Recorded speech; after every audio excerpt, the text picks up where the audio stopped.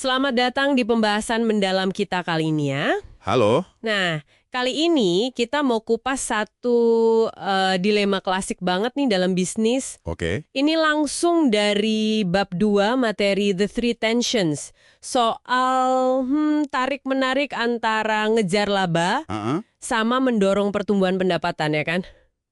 Dilema abadi itu. betul. Nah, banyak kan yang mikir, wah ini harus pilih salah satu nih. Kayaknya nggak bisa dua-duanya. Seringnya gitu sih pandangannya. Tapi sumber ini bilang beda loh. Mereka pakai istilah betting average. Oh, betting average. Itu gimana tuh maksudnya? Jadi itu ngukur seberapa sering sih perusahaan bisa dalam setahun gitu ya, sekaligus dapat laba positif sama pertumbuhan pendapatan real. Oh, jadi dua-duanya jalan bareng secara konsisten gitu ya? Iya, dan yang menarik, katanya betting average tinggi ini sering banget sejalan sama imbal hasil buat pemegang saham, TSR itu.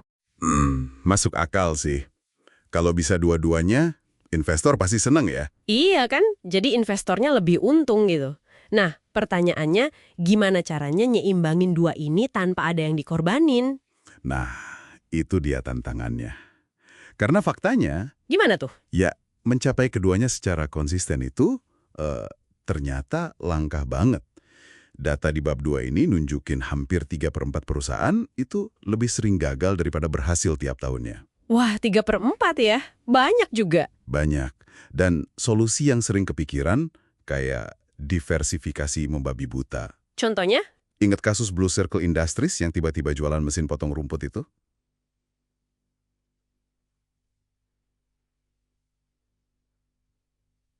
Atau sekedar M&A, akuisisi sana-sini. Iya ya. Ternyata, menurut riset di buku ini, itu nggak ada korelasi kuat sama betting average yang tinggi. Jadi, itu bukan jaminan otomatis gitu loh. Oke, jadi bukan sekedar M&A atau diversifikasi ya kuncinya. Nah, ini nih bagian yang menurut saya paling menarik dari bab 2. Apa tuh? Mereka nemuin satu benang merah semacam perekat gitu yang nyatuin perusahaan yang sukses nyimbangin laba dan pertumbuhan. Oh iya. Apa itu? Bukan strategi canggih atau fitur produk yang banyak, tapi sesuatu yang lebih dasar. Manfaat pelanggan, customer benefit. Manfaat pelanggan. Oke. Intinya, pertumbuhan yang didorong karena Anda beneran ngasih nilai lebih ke pelanggan. Sesuatu yang bikin hidup mereka lebih baik atau gampang. Nah, itu dia. Itu yang cenderung awet dan nguntungin. Ini bukan soal fitur doang, tapi nilai inti yang dirasain pelanggan. Tepat sekali. Dan konsep manfaat pelanggan ini nyambung banget ke cara kita ngelihat biaya. Gimana tuh hubungannya? Bab 2 ini ngebedain antara biaya baik, good costs, sama biaya buruk, bad costs. Biaya baik, biaya buruk. Gini deh bayanginnya. Setiap rupiah yang Anda keluarin itu, apakah itu membangun nilai lebih buat pelanggan? Nah, itu biaya baik. Contohnya, ya R&D buat inovasi yang relevan. Oke, yang langsung nyambung ke manfaat pelanggan. Betul. Atau, biaya itu cuma numpang lewat aja, nggak nambah nilai apa-apa di mata pelanggan. Itu biaya buruk. Contohnya? Kayak proses internal yang boros, nggak efisien, atau kantor pusat mewah tapi nggak relevan buat pelanggan gitu. Oke, paham. Nah, kuncinya itu adalah gimana caranya secara bersamaan kita berusaha numbuhin manfaat pelanggan sambil tanpa henti nyusutin biaya buruk ini. Harus barengan. Kedengarannya logis ya, tapi pasti di lapangan nggak gampang ya bedainnya. Memang butuh fokus. Tapi bisa neken biaya buruk pakai komponen standar. Iya, betul. Atau no core steel itu. Pakai teknologi mini-mill buat pangkas biaya produksi baja yang nggak efisien. Sama BMW juga disebut ya, mereka ningkatin manfaat reputasi engineering-nya kuat sekaligus nekan biaya buruk lewat manufaktur fleksibel. Jadi dua sisi ini dikejar bareng. Persis. Butuh fokus yang tajam banget. Makanya bab 2 ini juga ngingetin ada 2 jebakan umum nih. Jebakan? Iya. Yang bikin perusahaan sering kehilangan fokus ke manfaat pelanggan tadi. Jebakan pertama itu ironis namanya. Jebakan fokus pelanggan. Customer focus trap. Loh, kok fokus ke pelanggan malah jadi jebakan? Maksudnya gini, perusahaan terlalu sibuk nambah fitur-fitur kecil, kustomisasi berlebihan, obral diskon, atau marketing jor-joran. Tapi lupa nanya, ini beneran ningkatin manfaat inti yang dicari pelanggan nggak sih? Oh, jadi sibuk di permukaan tapi intinya kelewat ya? Bisa dibilang gitu. Contohnya GM dulu. Sibuk nambah fitur gaya hidup, Tapi kalah saing sama mobil Jepang yang fokusnya ke keandalan. Itu kan manfaat inti mobil, ya kan? Bisa jadi buta manfaat istilahnya. Oke. Jebakan pertama. Terus yang kedua? Jebakan kedua. Jebakan mengikat biaya ke pendapatan. Tying costs to earnings trap. Maksudnya?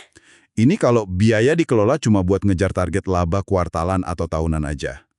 Jadi patokannya angka laba, bukan hubungannya sama manfaat pelanggan. Akibatnya gimana tuh? Akibatnya, jadi susah bedain mana biaya baik yang harusnya dijaga bahkan ditambah pas lagi sulit, sama biaya buruk yang harusnya dipangkas bahkan pas penjualan lagi bagus. Wah, ini sering terjadi kayaknya ya.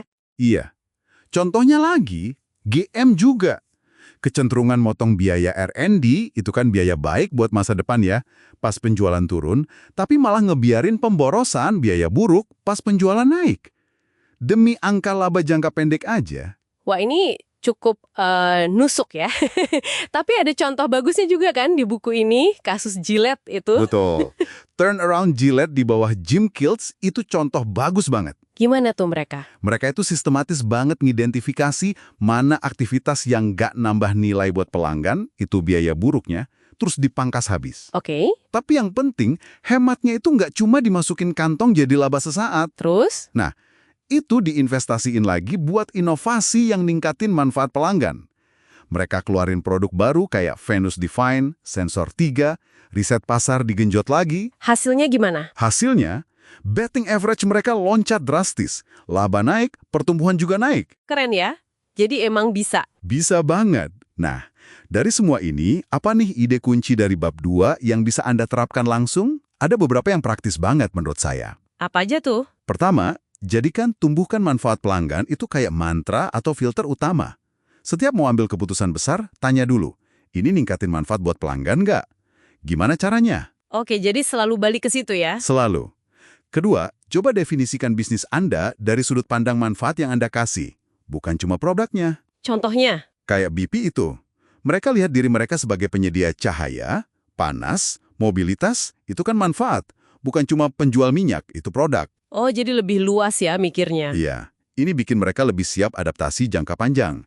Misalnya kalau nanti energi terbarukan makin dominan, mereka udah mikirin manfaatnya. Masuk akal. Ada lagi? Ketiga, ini penting, utamakan kekuatan pasar Anda, jangan cuma ikutin daya tarik pasar. Maksudnya gimana tuh? Fokus di area di mana Anda punya keunggulan nyata dalam ngasih manfaat pelanggan itu. Jangan cuma karena suatu pasar lagi seksi atau lagi tumbuh pesat, terus Anda ikut-ikutan masuk, padahal nggak punya keunggulan di situ. Contohnya? Kayak Barclays, mereka fokus di kekuatan mereka di pasar utang. Nggak latah ikut-ikutan semua tren pasar finansial. Oke, fokus pada kekuatan inti dalam memberikan manfaat ya. Tepat. Jadi kalau dirangkum nih ya, apa artinya semua ini buat Anda yang dengerin? Intinya, bab 2 ini ngasih tahu kalau kuncinya imbangin laba dan pertumbuhan secara awet itu, ya fokus terus-menerus ke manfaat pelanggan. Betul. Dan buat ngelakuin itu, Anda perlu jeli banget bedain mana biaya baik yang harus dipupuk buat dukung manfaat itu, dan mana biaya buruk yang harus dipangkas tanpa ampun. Harus tega sama biaya buruk.